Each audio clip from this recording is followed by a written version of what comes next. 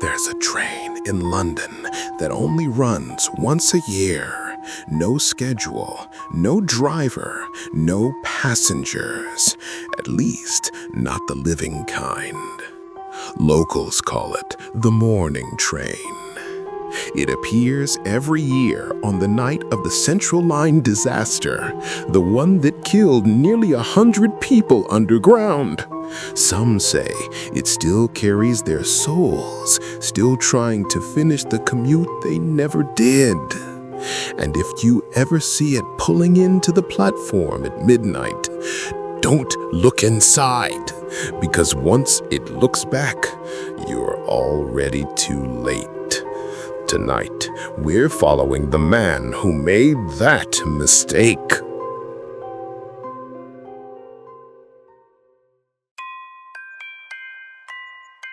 Welcome back, everyone.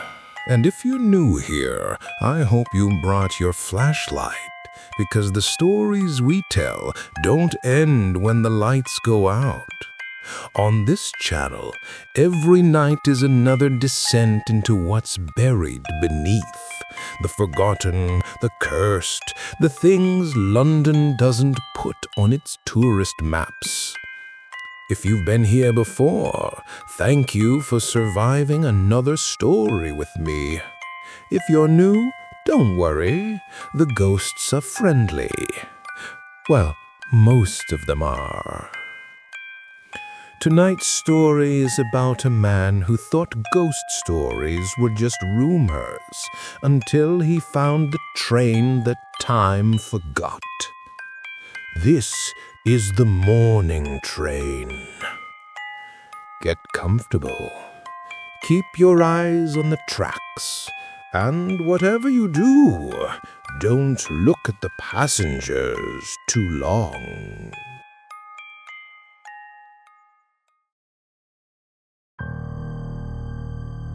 It started with the sound of wheels screeching beneath London, long after the Underground had closed for the night. The CCTV at Aldwych Station caught it first. A single train gliding silently through the tunnel, lights flickering, doors sealed. There were no scheduled lines at that hour. The tracks were decommissioned decades ago. And yet, there it was, a train that shouldn't exist. They called it the Mourning train. It was said to appear once a year, always on the same night, the anniversary of the 1984 Central Line tunnel collapse, the one that buried nearly 100 passengers alive beneath the city. Every year on that night, the abandoned car would reappear, empty at first. But those who looked too closely through the fogged windows swore they saw faces inside, pale, gray, staring back.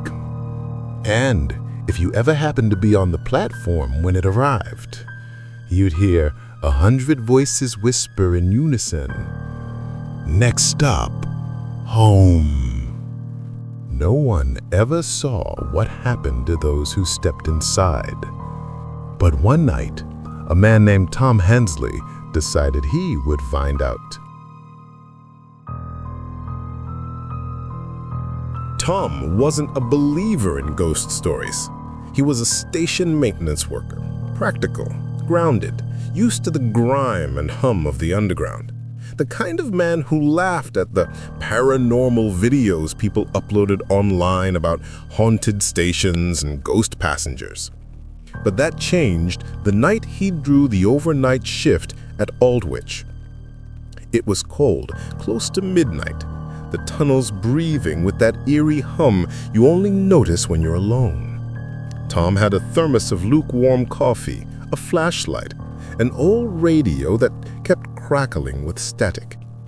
He had been told not to go beyond the second service tunnel, the one that led down to the decommissioned Central Line section. That line had been sealed off for years, unsafe, the supervisor said. But rumors said otherwise, that the Mourning train used that very track. Tom smirked when he heard it. A ghost train? Really? We're in bloody London, not a horror movie. But as the clock struck midnight, he heard it, a low rumble deep below. He froze. It sounded like a train. Not the wind, not the echo, a train. He lifted his flashlight and followed the sound down the corridor. The air grew colder, heavier. The lights overhead flickered, the hum of electricity fading into an eerie silence. At the end of the passage stood a locked gate, the kind with rusted bars and a faded "Keep Out" sign. Beyond it lay the sealed-off central line. Then came the screech. Metal grind against metal. Slowly through the dark, a dim yellow light bloomed in the tunnel, growing brighter, closer. Tom's heart thudded. That's impossible. The train emerged from the dark. Old, battered, covered in soot and grime, its windows fogged, its metal skin trembling as if alive. The number plate read 2411, the same one from the crash report.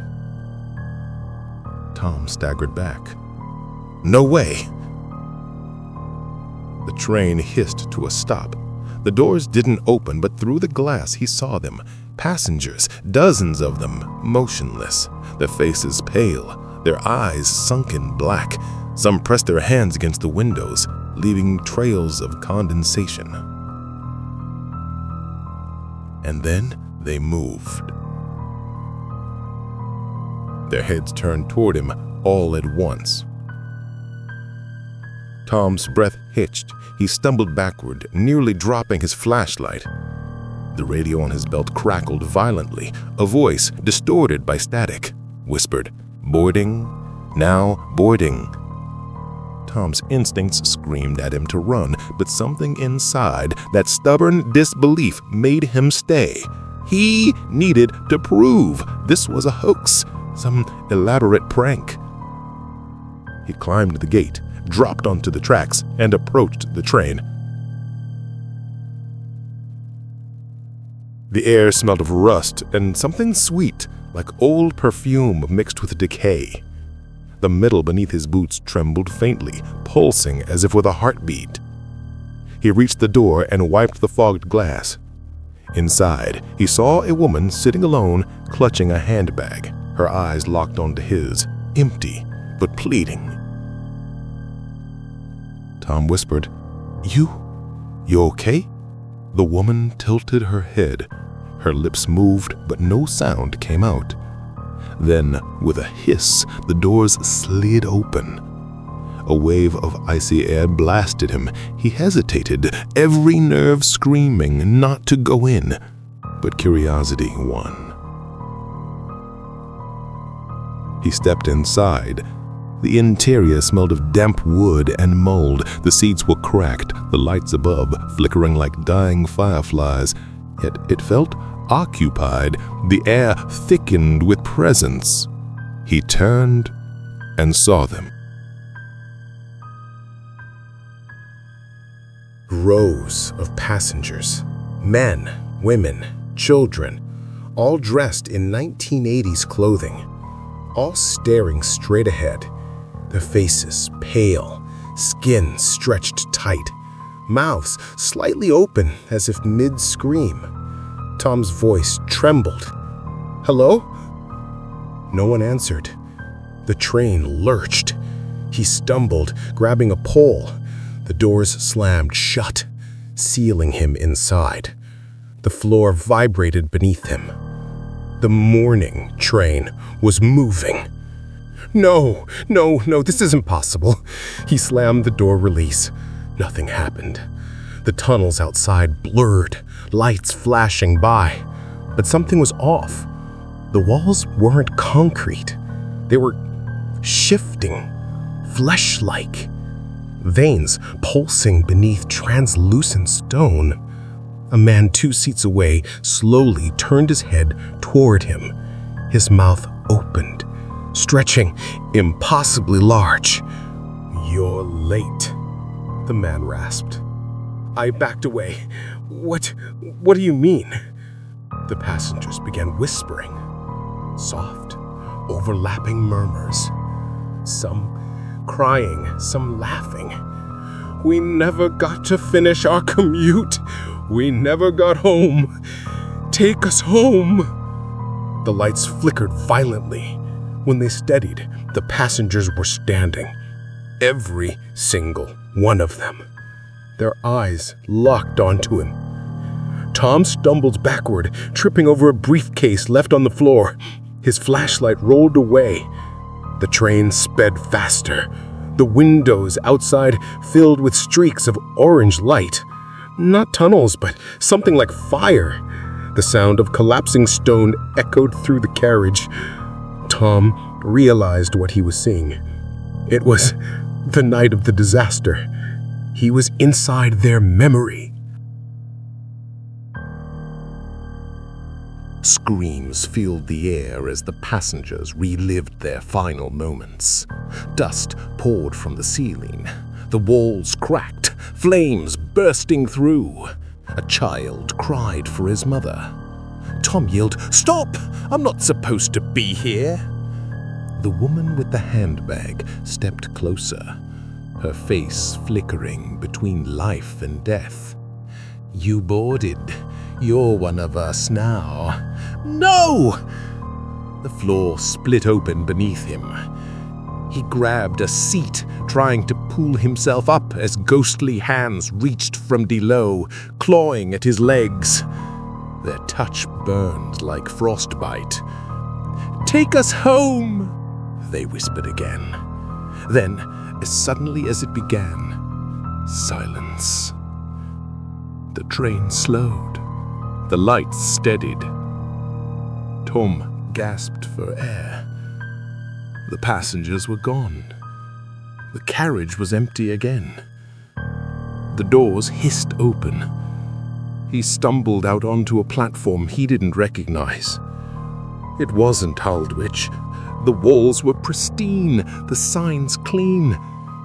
He saw people waiting, normal commuters, chatting, scrolling through their phones. A digital clock read 08:38 a.m. "What the hell?" he muttered. He ran to a station map. It said Central Line, Holborn Station. But the date on the newspaper stand froze his blood. It read May 22nd, 1984. Tom's knees buckled. No, this can't be. The sound of the train doors closing behind him cut him off. He turned. The morning train was gone. In its place stood a modern Central Line train, passengers boarding like nothing had happened. He staggered to a platform mirror, and what he saw made him drop his flashlight. His reflection wore a soot-covered uniform from 1984. Name tag faded but readable. Thomas Hensley. Track maintenance. His face was pale, lips blue. He wasn't alive. He'd never been alive that night. The morning train hadn't taken him. It had brought him back.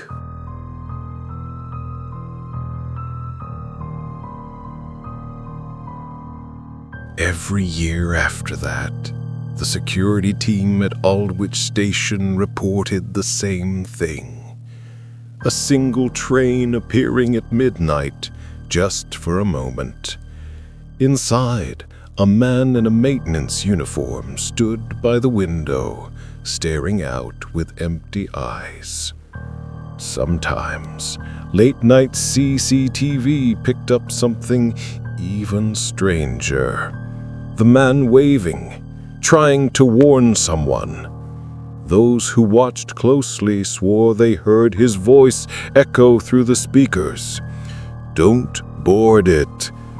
But by then, the screen always cut to static. And deep beneath London, the morning train keeps running its eternal route, picking up passengers who never made it home, and sometimes collecting new ones who don't believe in ghosts.